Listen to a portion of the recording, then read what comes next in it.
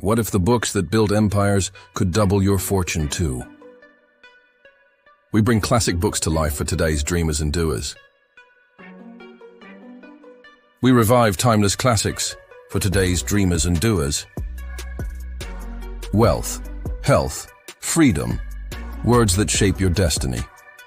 Listen while you walk, work, or dream. Wisdom follows you. You grow, not just richer, but wiser, calmer, and braver. Fortune doubles. Listen, learn, transform. Subscribe now. You're listening to Fortune Doubles, timeless books, reimagined for real life. Most people think success starts with luck, a big break, a moment of genius. But for Warren Buffett, it started with a snowball. Not a literal one, but an idea, a habit. A slow, steady roll of decisions that compounded over decades. Imagine a young boy in Omaha, thin, quiet, obsessed with numbers. While other kids were chasing baseballs, Warren was reading financial reports. For fun. Sounds odd, right? But that oddness became his edge. He wasn't trying to be rich. He was trying to understand the world. And money. That was just the scoreboard. Warren started small, really small. He sold gum door to door. Bought 6 packs of Coke from his grandfather's store and sold them 1 bottle at a time. He even ran a pinball machine business in barbershops. He wasn't playing the game, he was building it. But here's what made Buffett different. He didn't just hustle, he reflected. He analyzed his mistakes, and he loved the long game. His favorite book as a teen? 1,000 Ways to Make $1,000. It wasn't about greed, it was about possibility. What if you could make your money work harder than you? Let's zoom in on that snowball. Buffett believed that if you start early, stay consistent, and never stop learning, your knowledge and wealth starts compounding, just like a snowball rolling downhill. Slow at first, then faster, then unstoppable. But here's the twist. He didn't just invest in stocks. He invested in himself. In reading, in learning from mentors, in thinking deeply when the world rushed by. And guess who his biggest influence was? Benjamin Graham, author of The Intelligent Investor. Graham taught Buffett the concept of value, finding assets that were worth more than their price. That one idea changed Warren's life. He applied it everywhere, not just in stocks, but in people, in time, in choices. Let's pause here and reflect. How many things in your life are underpriced? A healthy routine you keep postponing? A relationship you're neglecting? A skill you could be building every day? Buffett teaches us that value is everywhere, if you're willing to look past the surface. But Warren wasn't perfect. Far from it. He made bad bets, missed great opportunities, and even struggled in relationships. That's what makes the snowball so powerful. It doesn't give you a superhero. It gives you a real man who built an extraordinary life by mastering ordinary things. Patience, discipline, clarity. One of the most emotional parts of Buffett's journey, his complex relationship with his wife, Susie. She was his anchor, his opposite. While Warren drowned himself in annual reports, Susie opened their home to music, friends, and emotional warmth. Their relationship wasn't picture perfect, but it grounded him. There's a lesson there. Success without connection is hollow. Even Warren, the world's most rational investor, needed love to make life meaningful. So what's the big takeaway from Buffett's early life? It's not about being the smartest. It's not about chasing the biggest trend. It's about playing your game, and playing it long. You don't need to be fast. You need to be steady. You don't need to start big. You need to start now. You don't need all the answers. You just need better questions. And here's one for you. What's your snowball? What are you building that will compound if you just keep going? Track your time like an investor. Are your hours spent building or escaping? Read one thing every day that stretches your thinking. Buffett still reads 5-6 hours daily. Start something, anything, that compounds. Could be a savings habit, a side project, or a fitness goal.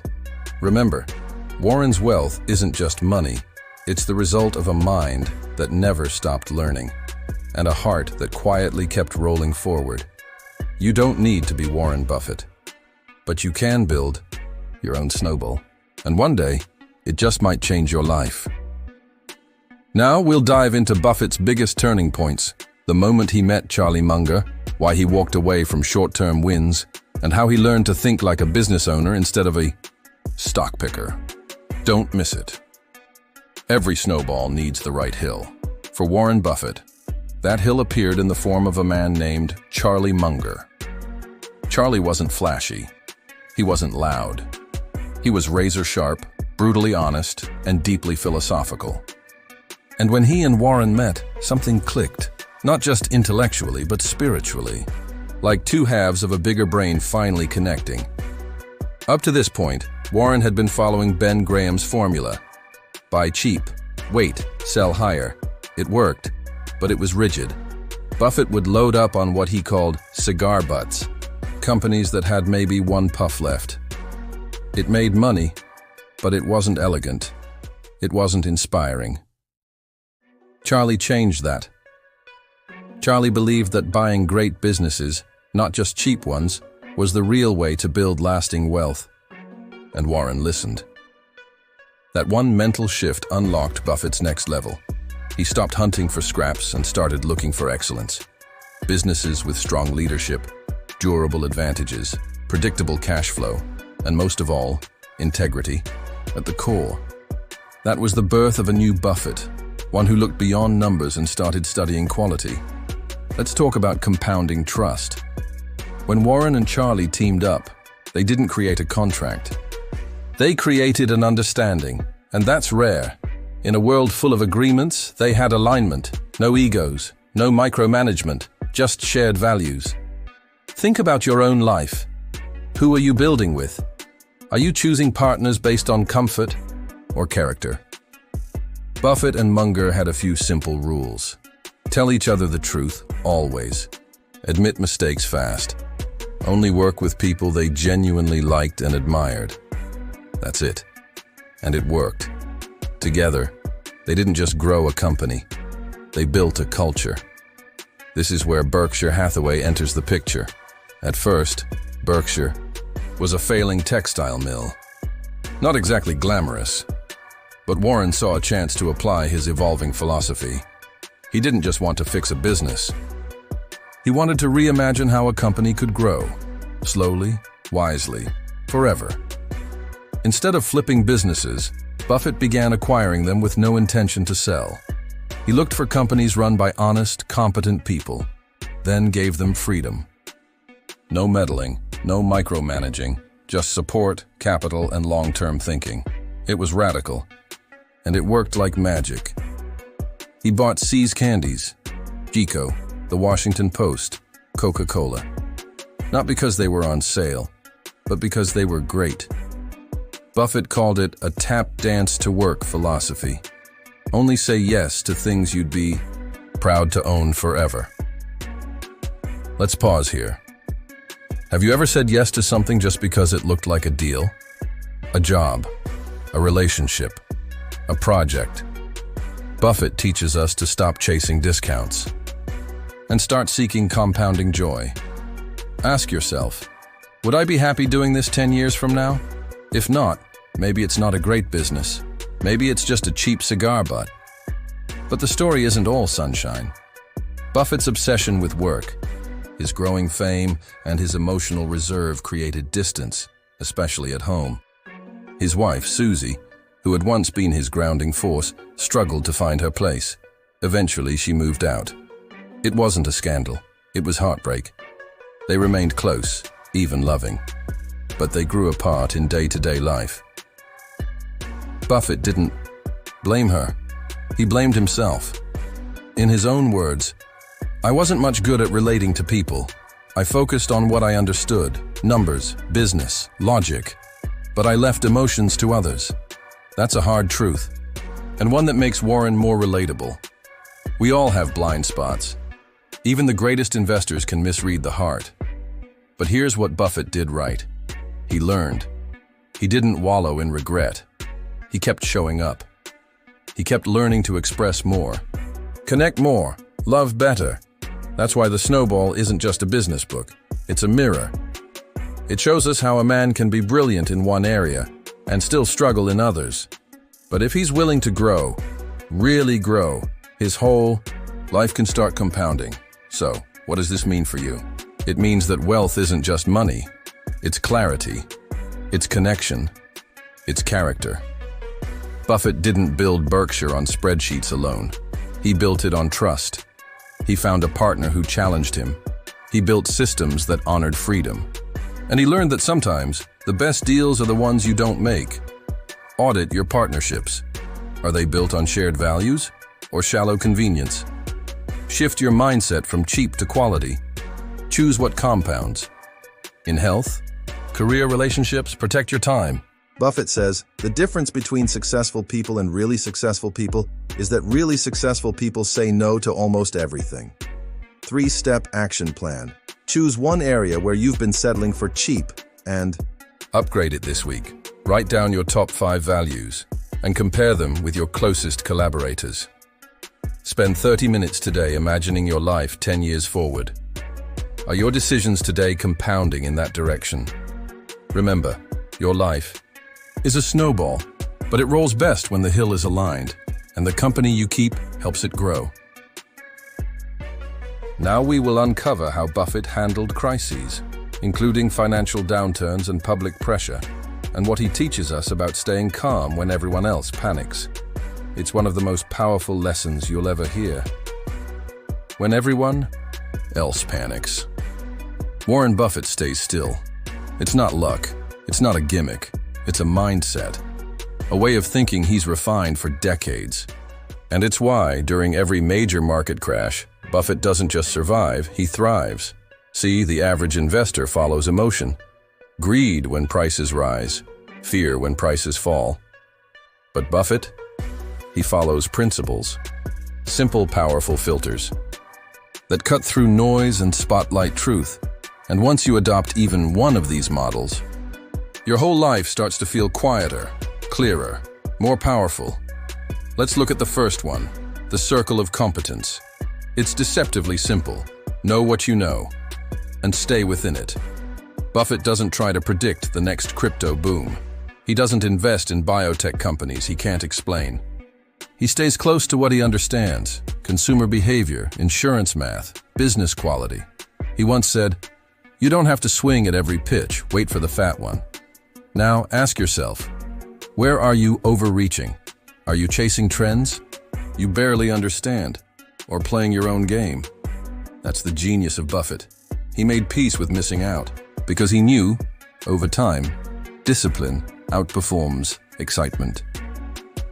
Here's another mental model Buffett lives by: margin of safety. Think of it like crossing a bridge that says maximum weight, 10,000 pounds, and you only weigh 5,000. That's your safety margin. Buffett applies this to every investment. He doesn't just look for good companies. He looks for good companies on sale. So if something unexpected happens, there's still cushion. But this isn't just about stocks. You can apply margin of safety to your finances, your health, even your schedule. Don't plan your life so tight that one bump knocks everything over. Build buffers. Leave room to breathe. Life gets lighter when you're not always running on fumes. Next up, inversion thinking. It's one of Charlie Munger's favorite tools, and Buffett uses it constantly. Instead of asking, "How do I succeed?" ask, "How do I fail?" And then avoid that. Flip the problem. Think backward. Want to build wealth? Ask, what destroys wealth? Over-leverage, chasing hype, overspending. Avoid those, and you win by default. Want a healthy relationship? Ask, what kills connection? Resentment, dishonesty, neglect. Eliminate those, and love lasts longer. It's not glamorous, but it works. Sometimes the smartest way forward is to look in reverse. Now let's talk about temperament. Buffett's not the fastest, not the most technically skilled, But he's got one superpower most people overlook: emotional steadiness. He doesn't get rattled when markets drop. He doesn't gloat when they rise. He stays even. During the 2008 financial crisis, while banks collapsed and panic spread, Buffett wrote a simple headline in the New York Times: "Buy American." I am. That's it. While the world screamed sell, he quietly bought. He understood something most people don't. Panic is a signal, not to run, but to pause, to think, to act when others freeze. Because if you wait for the crowd to feel confident, it'll be too late. But here's the part nobody talks about. Even Buffett doubts himself sometimes. He admits when he misjudges, when he holds too long, when he misses opportunities. But instead of hiding those mistakes, he puts them in his shareholder letters, plain as day. That's a mental model too. It's called radical honesty. It's not just for integrity, it's for learning. Because if you lie to yourself about your decisions, you can't grow. And Buffett, he's obsessed with growth, not just financially, but mentally. Here's a true story. Buffett once passed on investing in Amazon, even though he admired Jeff Bezos deeply. Why? Because he didn't understand the business model well enough. It was outside his circle of competence. He stayed disciplined, even if it cost him billions. But instead of regret, he used it as a lesson. You don't have to make it back the way you lost it. You just have to keep making better decisions. That mindset shift, letting go of sunk costs, is one of the hardest things in life, but it's also one of the most liberating. So what does this mean for you? It means wealth isn't built on speed. It's built on clarity. It's built on decisions made when nobody's watching. And it's built on the courage to do less, but do it better. You don't need 50 mental models to succeed. You just need a few that you actually apply. Define your circle of competence. What do you understand deeply? Stay there. Add margin to your life. Cancel a few things. Save a bit more. Build space. Invert one major decision. Instead of asking how to win, ask how to avoid losing. Write down one area where you're overextended and take one step back from it. Choose one mental model, circle of competence, margin of safety, or inversion, and apply it to a decision this week. Reflect for 10 minutes each night. Where did I act on emotion? And how can I choose reason tomorrow? You don't have to be Warren Buffett. But if you think like Warren, even just a little, your life starts compounding in ways you never imagined. Now we'll explore how Buffett used time, not talent, as his ultimate advantage. You'll learn how to protect your calendar, build focused habits, and win the long game with patience alone. It's Buffett's secret weapon, and it can become yours too. Most people spend their time chasing money. Warren Buffett spends money protecting his time. Think about that. While the world fills their calendars with meetings, noise, and distractions, Buffett guards his like treasure. His schedule is famously empty. No back-to-back calls, no urgent Zooms, just long open stretches of quiet where thinking happens. He once held up a paper calendar in an interview. One appointment for the entire week. Why? Because Buffett understands something most people never learn. Time is your ultimate asset, not cash, not clout, not opportunity. Time is the only thing you can't earn more of, and once it's gone, it never compounds. This idea shaped Buffett from his earliest years. As a teenager, he calculated how much money he could make if he started early and let compound interest do its thing. He turned down a lot of quick thrills, parties, purchases, popularity, just to let his time work for him. He saw it like this: every dollar not spent today was worth 10 tomorrow. He wasn't being cheap, he was being strategic. Buffett didn't just save money, he saved decades. But this isn't just about personal finance. Buffett mastered something far deeper: the ability to wait, to sit still when others scramble, to play the long game when everyone else looks for shortcuts. It's patience on a world-class level. There were times when Buffett sat on cash for years, refusing to buy anything. People laughed. The media doubted him. But he didn't flinch, because he understood the game isn't won by doing more. It's won by waiting for your moment and swinging hard when it comes. Here's what most people get wrong about time. They think busyness equals success. But Buffett flips that. He once said, "The difference between successful people and very successful people is that very successful people say no to almost everything." Let that sink in. Success isn't about adding more. It's about subtracting. Saying no to meetings. No to shiny distractions. No to anything that pulls you away from your deepest advantage. Focus. Buffett is also ruthless about protecting his attention. When he reads deeply. When he thinks alone. He doesn't let his phone control his day. He doesn't check stock tickers every minute, because he knows scattered focus leads to scattered results. So here's the question. What are you letting interrupt you? Notifications, drama, deadlines you didn't create? If your calendar's full of noise, your mind will be too. Now let's go even deeper. Buffett doesn't just manage time. He designs his environment to amplify it. He lives in the same quiet Omaha home he bought in 1958. He surrounds himself with people he trusts. He reads for hours every day. Not news bites, but books. That stillness, that rhythm, creates space for big ideas to form. He once said, "I insist on a lot of time being spent, almost every day, to just sit and think. I read and think. So I do more reading and thinking, and less impulsive acting than most people. That's not laziness, that's leverage." So how do you apply this? You don't need Buffett's billions to live like him. You just need his mindset. 1 empty hour. Every day.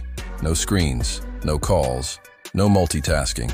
Just time to think, reflect, journal, breathe.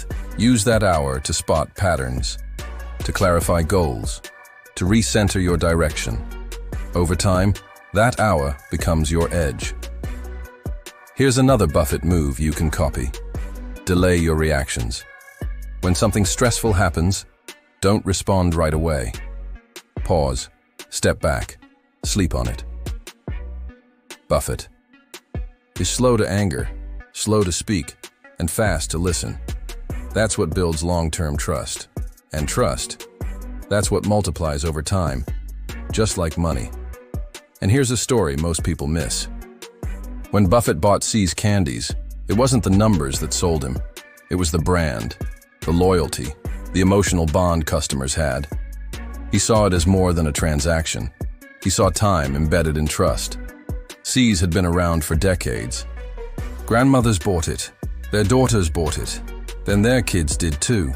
That kind of loyalty isn't built overnight. It compounds, just like relationships, just like habits, just like wealth. So what are you compounding? Impatience or integrity? Let's pull this together. Buffett's life is a case study in intentional living. He doesn't chase every opportunity. He waits, he watches, he chooses what matters most, and lets everything else go. That's not luck, that's mastery. Time is your compound interest engine.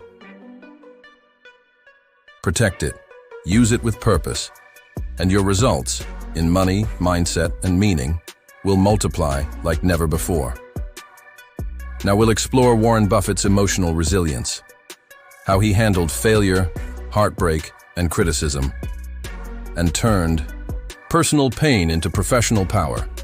You'll see how Buffett's inner world became his greatest investment.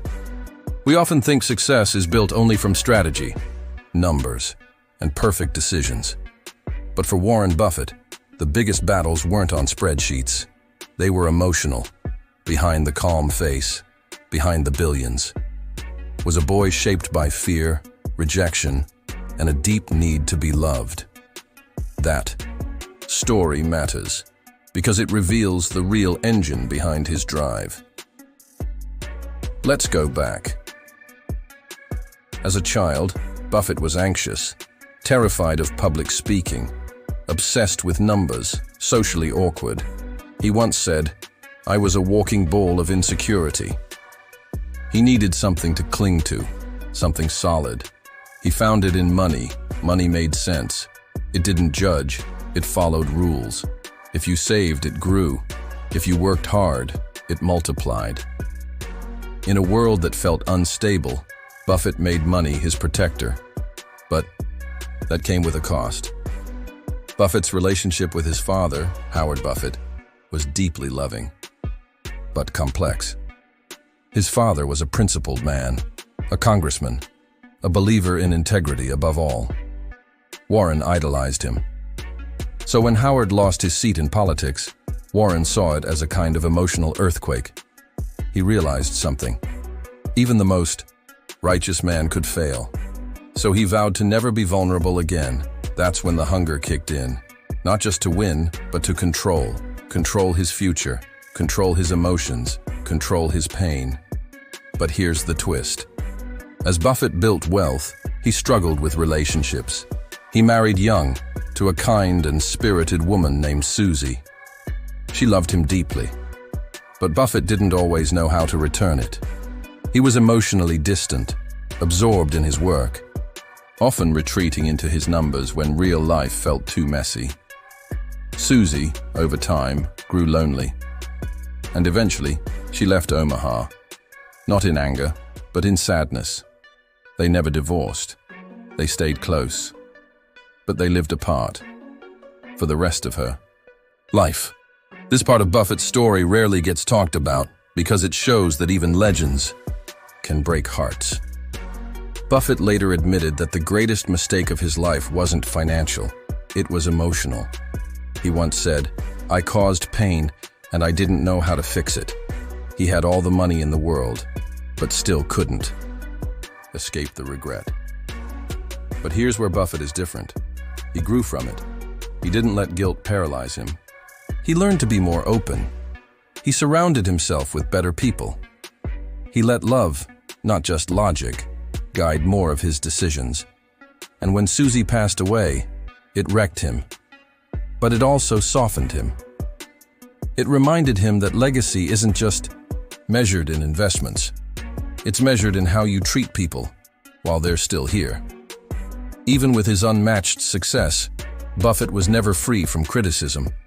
People mocked his cautious style, said he was outdated, said tech would leave him behind, said he was too conservative. But Buffett rarely snapped back. He didn't fight noise with noise. He just stayed the course, kept reading, kept thinking, kept choosing integrity over ego. When the dot-com bubble burst and Buffett had skipped the hype, the critics went quiet. He didn't say, "I told you so." He just smiled and kept going. That's the real power of emotional resilience. You don't fight every battle. You don't defend every opinion. You trust your compass. Even when the world doubts you. Buffett once said, "You can't let other people set your agenda in life. You're not here to impress. You're here to live by your principles, to run your race." That clarity, that inner calm, is rare, and it's what separates the wise from the merely rich.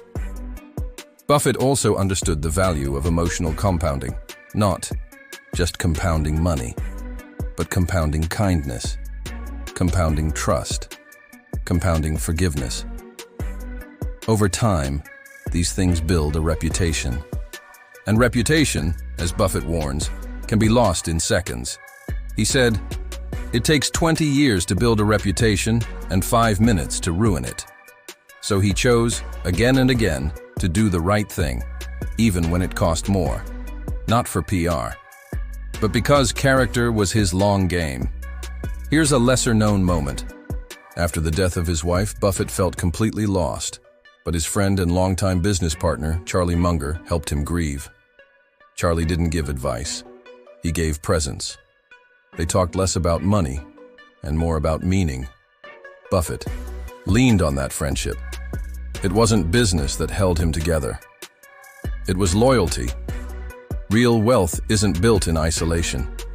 You need people who bring you back to truth when grief pulls you under. So what does this mean for you?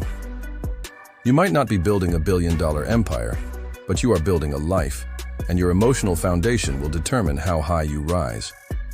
So ask yourself, who's in your corner when things fall apart? What values keep you anchored during storms? Where are you letting pain go unhealed? Because money can buy you options, but it can't heal your soul. That part is on you. Apply this today. Call someone you've drifted from. Even just to say, I'm thinking of you. Write down your 5 emotional non-negotiables, the values you won't bend, no matter what. When criticized, pause. Ask, is this noise or growth? Then respond with calm, not combat. Build an emotional board of advisors, friends who challenge, not just cheer. Create a character compound list, 3 traits you'll invest in daily. Practice 1 act of quiet integrity this week, even if no one sees it. Because success without soul is just noise. But success built on emotional depth, that's what leaves a legacy, not just for the markets, but for the people you love.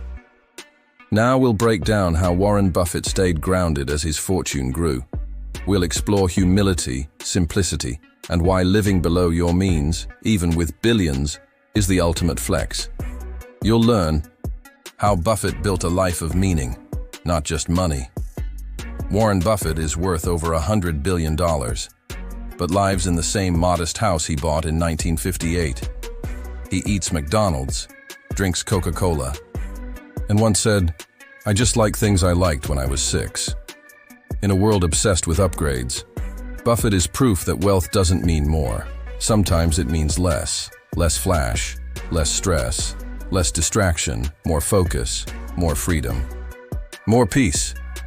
When asked why he never moved to a mansion, Buffett smiled and said, I'm happy here. Why complicate it? That wasn't false modesty. It was strategy.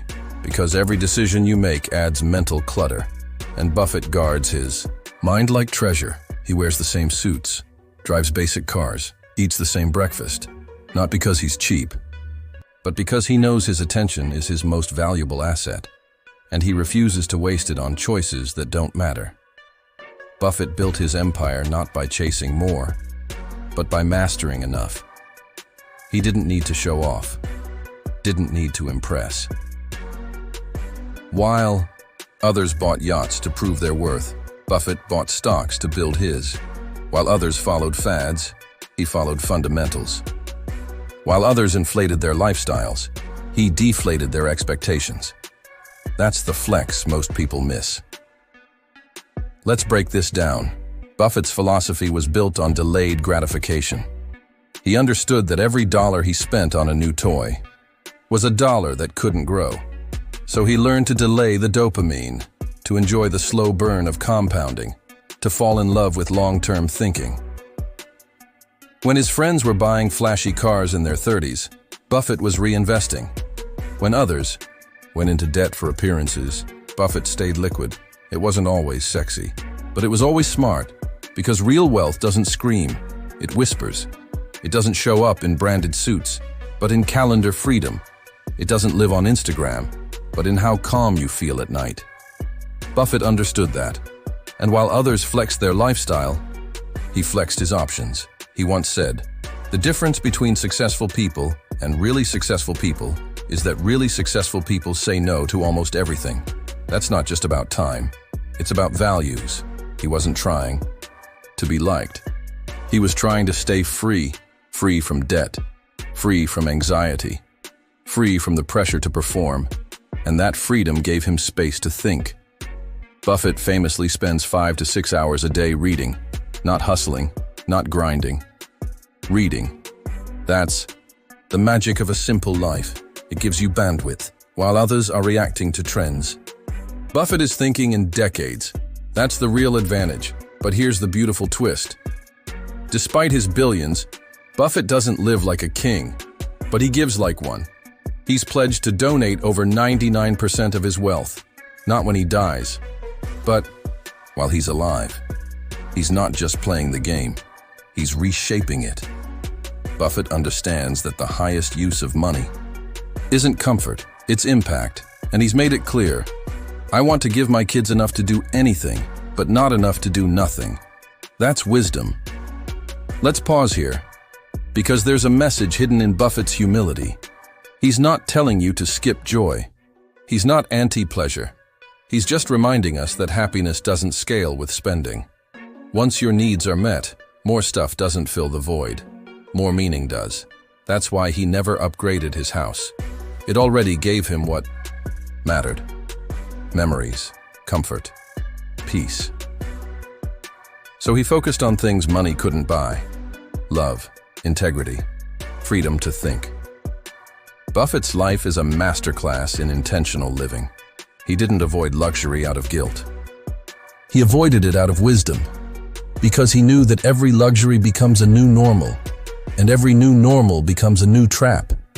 A bigger house needs more staff. A faster car needs more insurance. A flashier lifestyle needs more defense. Buffett stepped off that treadmill, not because he couldn't afford it, but because he could afford to not need it. That's real power. So how do you apply this? Start small. You don't need Buffett's bank account to live with his mindset. You just need clarity. Clarity on what makes you feel alive, what really matters, what trade-offs you're willing to make. Ask yourself, am I spending to impress or to express my values? Is this purchase giving me joy or just numbing discomfort? What am I sacrificing long-term for short-term thrills? These questions change everything. Apply this today. List your top 3 money values. X, freedom, peace, giving. Audit your recent purchases. Do they reflect those values? Practice a Buffett day. No unnecessary spending, just simplicity, reflection, and reading. Step action plan. Simplify one area of your life this week. Clothes, meals, budget, pick one. Write your enough statement. What's the life you're building toward that doesn't require more? Block off 1 hour for deep reading. Protect it like Buffett would. Because in a noisy world, simplicity is a superpower. Buffett didn't just build wealth. He built a life that didn't need constant upgrading. And maybe that's the richest thing of all. Now we'll step into the investment world. We'll uncover Buffett's core principles, how he chooses great businesses, and why he believes temperament matters more than IQ. You'll learn how to think like Buffett, without needing a degree in finance. Warren Buffett doesn't claim to be the smartest investor in the world. In fact, he's said it over and over. Investing is not a game where the guy with the 160 IQ beats the guy with the 130 IQ. So what is the real edge? Temperament. The ability to stay calm when everyone else is panicking. To think long-term in a world obsessed with shortcuts. To sit still while others run in circles. Buffett once joked, "My success has come from sitting in a room and thinking." That's not laziness. That's discipline. Think of it like this. Most people treat investing like a race. Buffett treats it like farming. You don't plant a seed and expect fruit tomorrow. You water it, protect it, wait patiently. Then one day, the orchard grows. That's how he thinks. He's not chasing hype. He's building wealth that lasts. Let's take a closer look at how Buffett actually invests. It's not complicated, but it's incredibly hard for most people to follow because it's built on a mindset, not just a method. He stays within his circle of competence. If he doesn't understand the business, he doesn't invest, no matter how hyped the stock is, no matter how much money others are making. Buffett calls it his circle of competence, and he says the key isn't having a huge circle, it's knowing where the edges are. He waits for the fat pitch. Buffett doesn't swing at every opportunity. He waits, sometimes for years, and when the right deal comes along, one that makes absolute sense, he swings hard. That patience is rare, but it's powerful. He buys businesses, not stocks. To Buffett, a stock isn't a lottery ticket. It's ownership in a real company. He asks, would I want to own 100% of this business if the market shut down for 10 years? If the answer's no, he passes. He looks for companies with a durable competitive advantage, a strong brand, good management, and consistent earnings. Think Coca-Cola, Apple, American Express. These aren't hype plays. They're businesses with moats, and Buffett loves moats. He focuses on intrinsic value. Buffett doesn't buy based on price alone. He buys when the price is below what the company is truly worth. That's called value investing. You don't pay $100 for something worth $70, but most people get emotional. They chase momentum. They forget the basics. Buffett stays grounded. He avoids emotion. This may be the biggest one of all. Buffett treats the market like a moody friend. One day, it's euphoric. The next, it's depressed.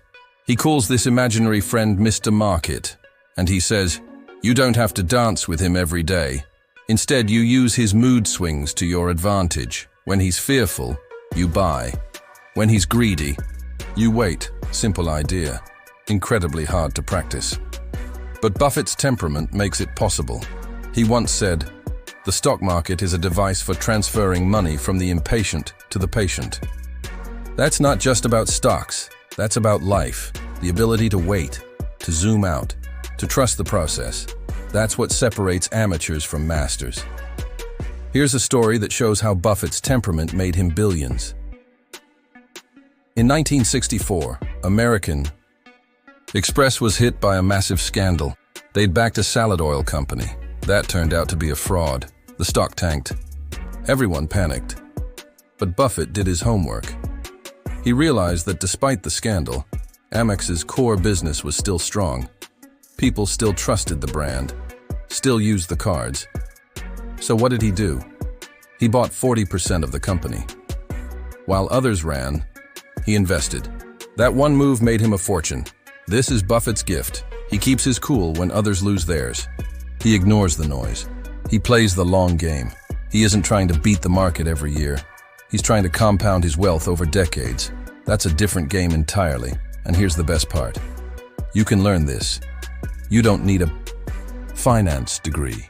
You don't need to predict the next boom. You just need the right temperament, patience, discipline, humility, curiosity. These are the skills that make fortunes, and you can start practicing them today. Let's apply this. Build your circle of competence. Pick a few industries or companies you truly understand. Don't invest in what you don't get. Wait for the fat pitch. Don't chase trends. Wait for opportunities that are obvious to you. Treat the market like your emotional friend. Don't follow its mood. Use it to your advantage. Step action plan. Study 3 companies you use every day. Look at their business model, revenue, brand strength. Learn them deeply. Write down your investing rules. What would Buffett say no to? What would you wait for? Create a patience plan. Set timeframes for holding. Promise yourself. You won't check prices daily, because in the long run, it's not intelligence that builds wealth. It's emotional mastery, and Warren Buffett is living proof. He didn't win by being the fastest or the flashiest, but by being the calmest. That's something anyone can emulate. Starting now. Now we'll dive into Buffett's legendary investments, the bold moves that made headlines and billions. From Coca-Cola to Geeko, we'll uncover how he knew when to act and why those bets changed everything. There comes a time when waiting is no longer the move. It's time to act. To bet big. To have conviction when others hesitate. That's what separates Warren Buffett from the rest. He doesn't just wait for the fat pitch. He swings hard when it comes. And when he does swing, the world feels it. Let's talk about the bets that made Buffett Buffett. The investments that became case studies. That built empires. That multiplied into billions. These weren't lucky guesses.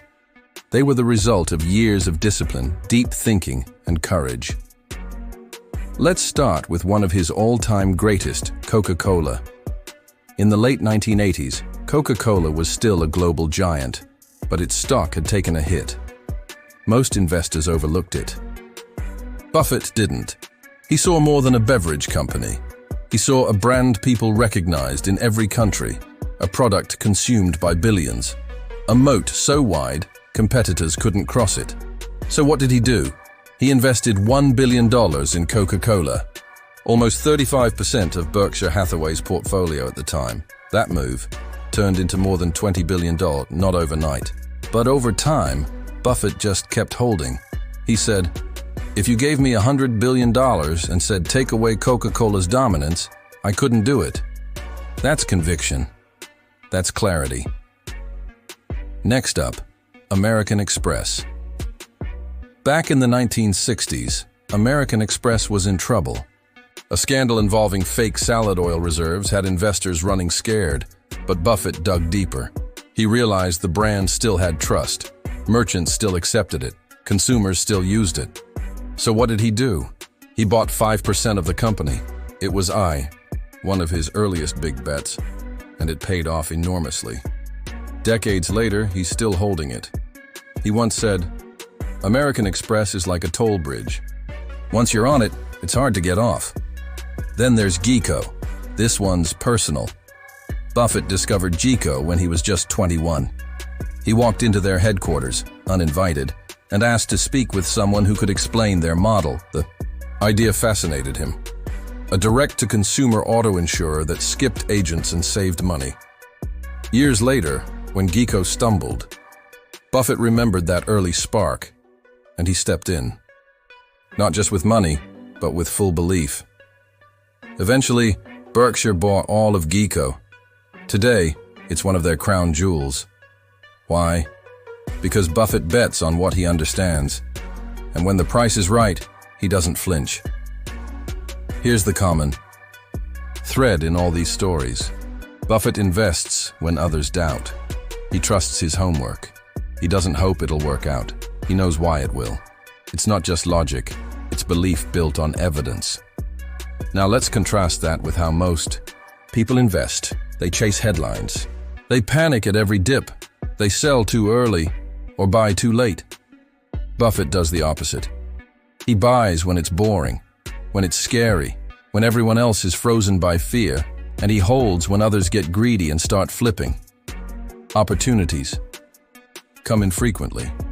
When it rains gold, put out the bucket, not the thimble. Most people grab a thimble. Buffett brings a wheelbarrow.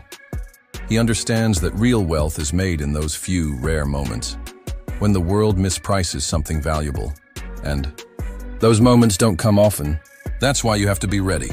You prepare by studying businesses, by staying liquid, by practicing patience. So when the market offers you a mispriced gem, you don't blink. You act. That's what Buffett does, and that's what we can all learn. Let's apply this. Don't chase every stock. Look for great businesses on sale, not just stocks going up. Be ready to bet big when it's smart. If you've done your homework and understand the business, don't be afraid to lean in. Don't let fear dictate your moves. Some of Buffett's best investments were made during panic. Mini story. Buffett. During the 2008 crisis. The financial world was collapsing. Banks were failing. Markets were crashing. But Buffett stayed calm. He saw fear and opportunity. He made huge investments in Goldman Sachs, Bank of America, and more, deals that came with special terms and fat dividends. People said he was crazy. A few years later, they called him a genius. Because he remembered one thing: be fearful when others are greedy. Be greedy when others are fearful. That mindset made him billions. Step action plan. Study 3. Legendary Buffett investments. Coca-Cola, GEICO, Amex. Understand why he invested, not just when. Practice paper investing. Imagine a stock you believe in drops 30%. Would you buy more or panic? That tells you your temperament. Create a conviction checklist. Before you make a big move, ask, do I understand the business? Is the price right? Can I hold this for 10 years? Buffett doesn't bet often, but when he does, he bets with boldness. Not on hype, not on charts, but on businesses he understands. at prices that make sense. That's the game, and anyone can play it, if they have the patience and the courage to trust their conviction. Warren Buffett doesn't care what you think of his suit, or his watch, or the car he drives, or whether you call him a genius or a fool, because Buffett plays a different game, one most people never even see. It's called the inner scorecard, and it might just be the most important idea in his entire life. Here's the simple question Buffett asks himself. Would you rather be the world's best lover and have everyone think you're the worst, or be the world's worst lover and have everyone think you're the best? Your answer tells you who's really in charge of your life, you or them. Most people live for the outer scorecard. They want praise, they want attention, they want to look rich, even if they're drowning in debt. But Buffett, he's always chosen the inner path because he knows something the world forgets. Peace of mind is worth more than approval. Let's go back to Omaha. Warren lives in the same modest house he bought in 1958, drives a plain car, eats at McDonald's, drinks cherry Coke like a teenager, and he's worth over $100 billion. Why? Because he's not performing for anyone. He knows who he is, and that's enough. That's what the inner scorecard means. It's about being guided by your own values, doing what's right, not what's popular. Thinking for yourself, even when the crowd screams the opposite. Buffett learned this early. His father, Howard Buffett, was a man of strong principles, a congressman who didn't bend to party lines. He stood by his beliefs, even when they cost him votes. Warren admired that. It shaped him. So what does this have to do with money?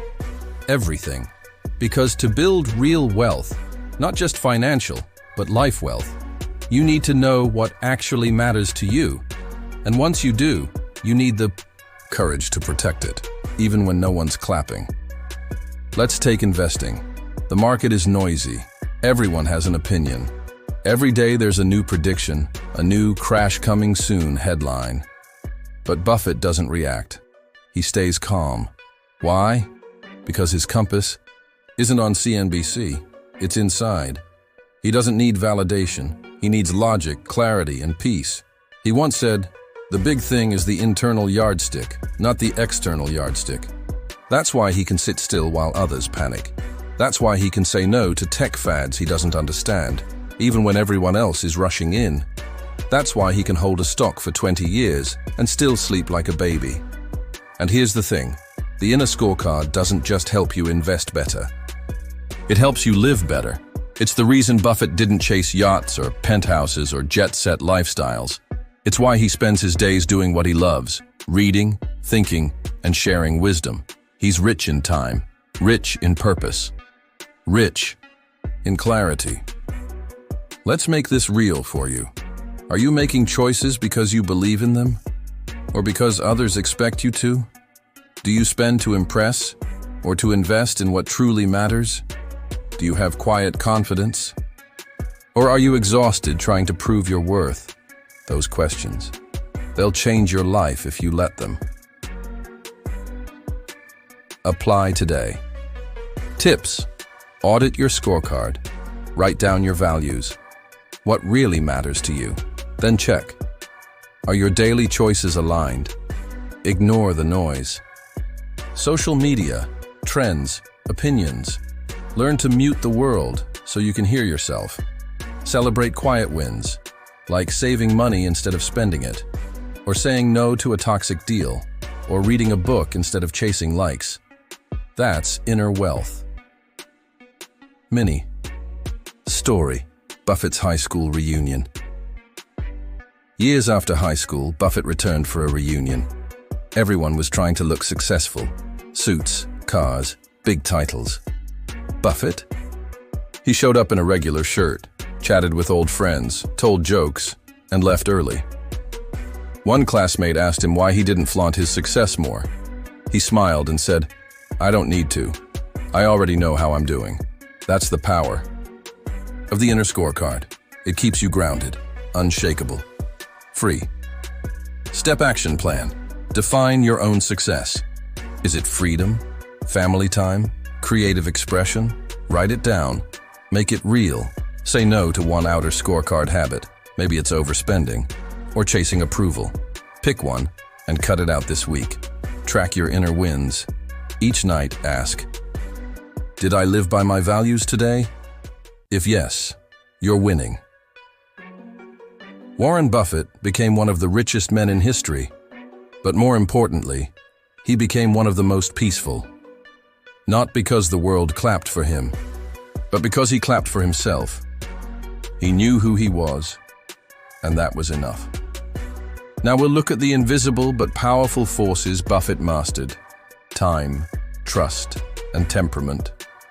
These are the real tools of wealth, and they're free if you know how to use them. Warren Buffett doesn't move fast. He doesn't chase hype, doesn't jump into trends, doesn't panic when the market crashes. Why? Because he's playing with tools most people overlook.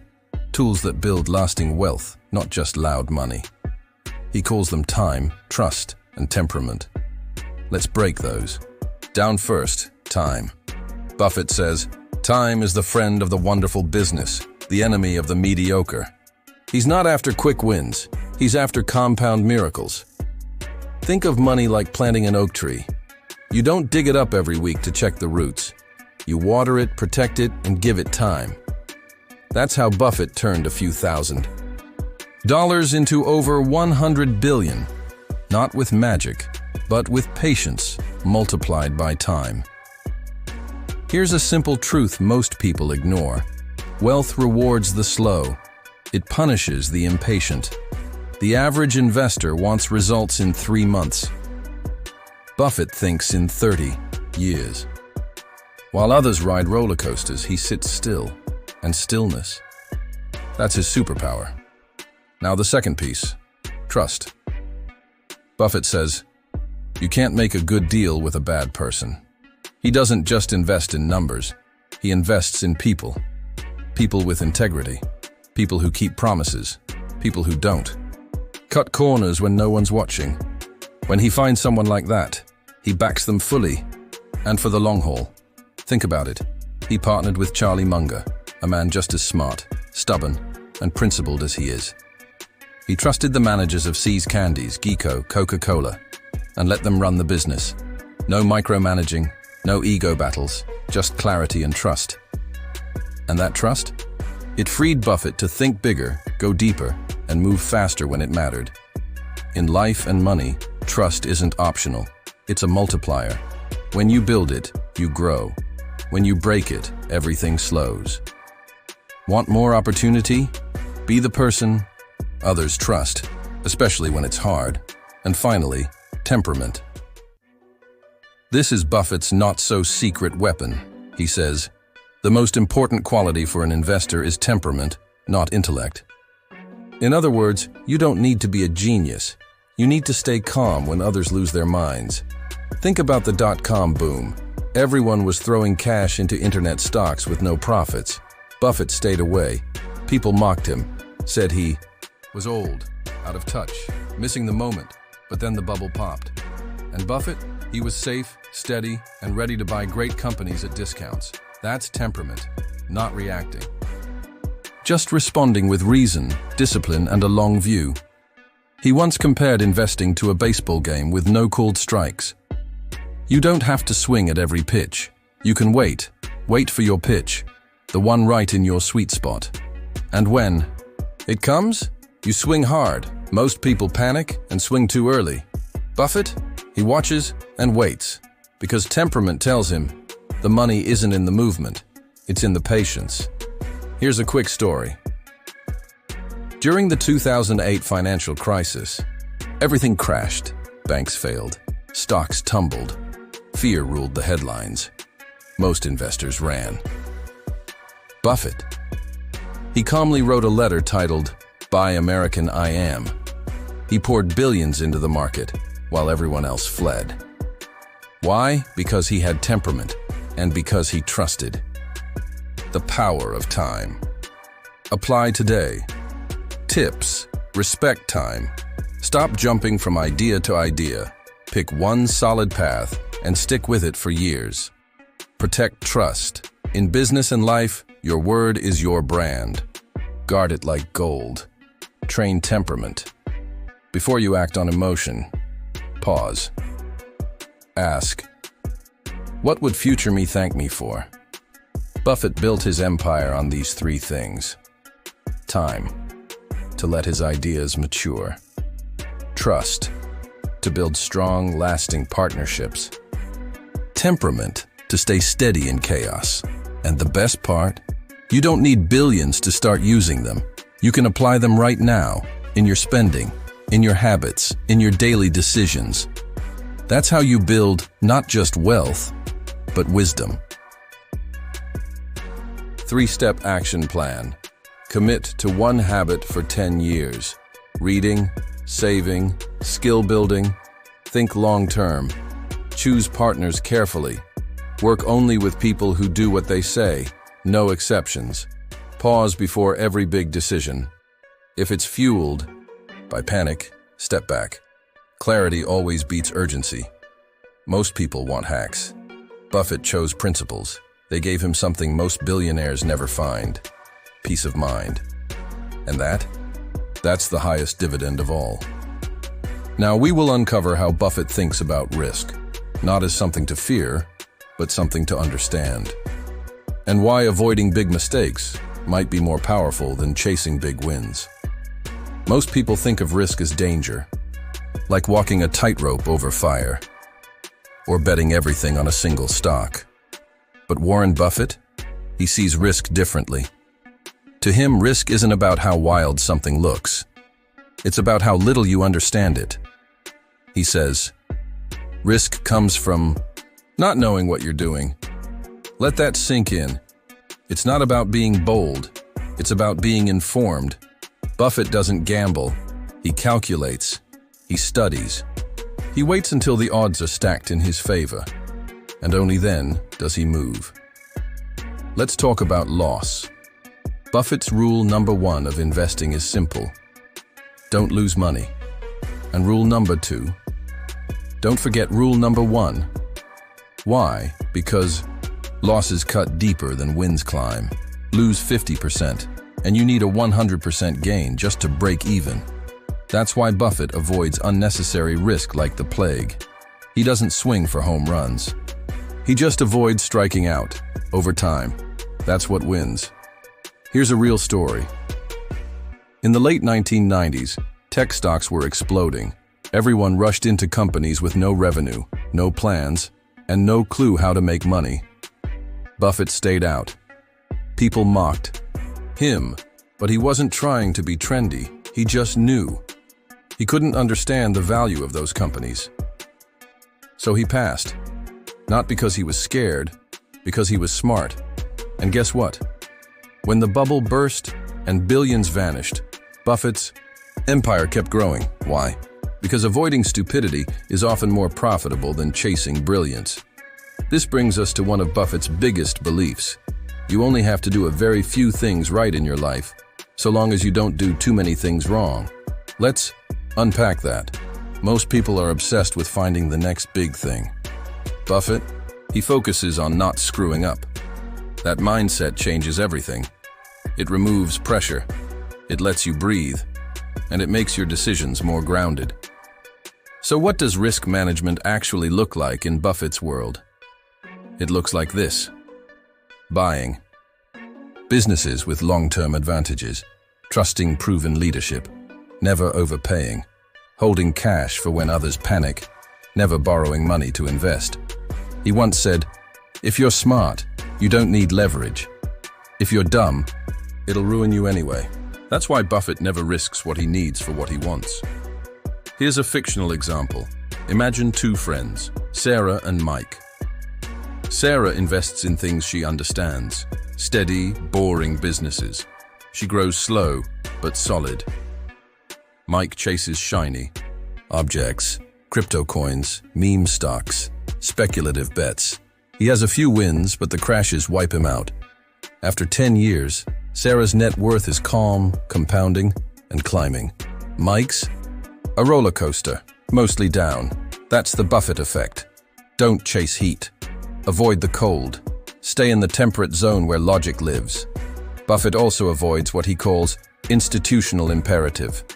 That's when companies, or people, do things just because everyone else is doing them, buy because others are buying, sell because others are selling.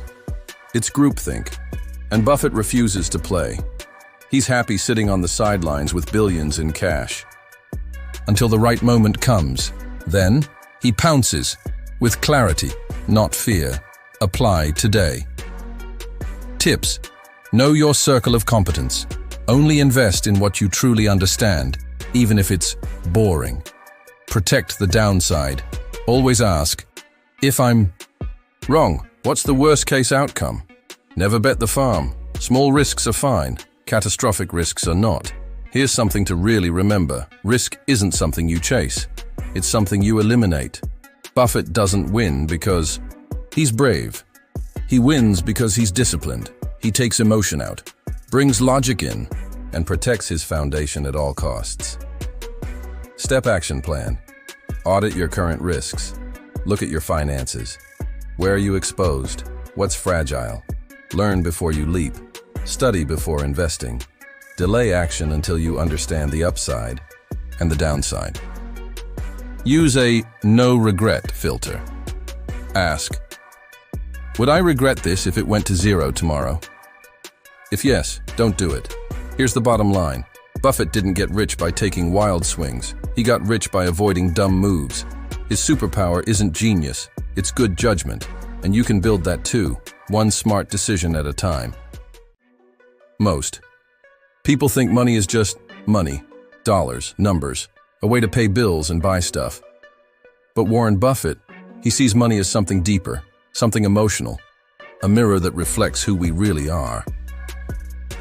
Buffett once said, if you're in the luckiest 1% of humanity, you owe it to the rest of humanity to think about the other 99%.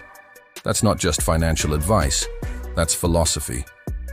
To him, wealth isn't about flaunting success. It's about creating peace, freedom, and purpose. Let's rewind a bit. Warren didn't grow up poor, but he also didn't grow up in luxury. He delivered newspapers as a kid. He collected bottle caps. He hustled, not for greed, but for the game of growing money. Even as a teenager, money wasn't about buying stuff. It was about independence.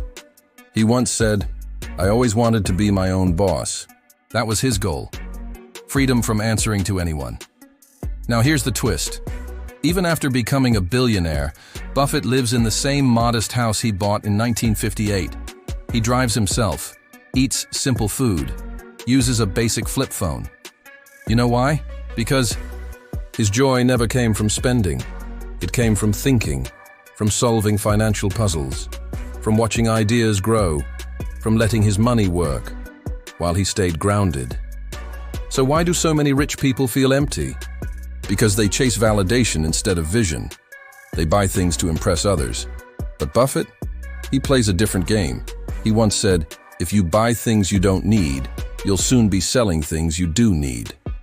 He's not being stingy. He's being strategic. Buffett mastered the emotional side of money. Let's talk about envy. Buffett says, it's not greed that drives the world. It's envy. That hits hard. You're not upset you don't have enough. You're upset someone else has more. Social media fuels this. Comparison becomes a trap. But Buffett ignores the noise. He never wanted to be richer than someone. He just wanted to be free to choose. That's real wealth. Here's a fictional example. Two friends, Jason and Amir. Jason earns $500,000 a year, but spends $520,000 to look successful. Designer suits, fancy car, private school. Always stressed, Amir. Earns $90,000, lives modestly, saves aggressively. In 10 years, Amir's free. Jason's in debt. Now who's really rich? That's Buffett's wisdom at work. Money has no morality on its own. But how you use it, that reveals your character. Buffett gives billions away through philanthropy. Not because he has to, but because he wants to use wealth to lift others. He says, the best investment you can make is in yourself. And once your cup is full, you pour into others. That's legacy. Apply today. Tips. Define your enough. Know what financial peace looks like for you. Don't let society decide. Track emotions, not just expenses. Ask, does this spending bring joy or just distraction? Invest in learning.